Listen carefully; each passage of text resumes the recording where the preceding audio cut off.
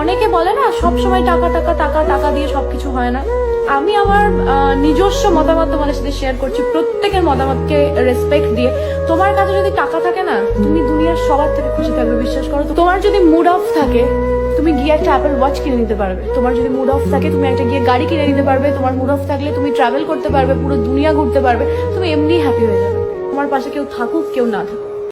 আমার মন খারাপ লেগেছে, আমি কেঁদেছি, বন্ধ ঘরে কাঁদবো। সেটা বাইরে বেরোলে, আমি যখন দরজা খুলে বাইরে বেরোবো, কাউকে সেটা দেখাবো না। লোককে যদি তুমি তোমার দুর্বল জায়গাটা দেখিয়ে দাও, লোকে সেখানেই বারবার অ্যাটাক করবে। এটাই লোকের ধর্ম, মানুষের ধর্ম এটা।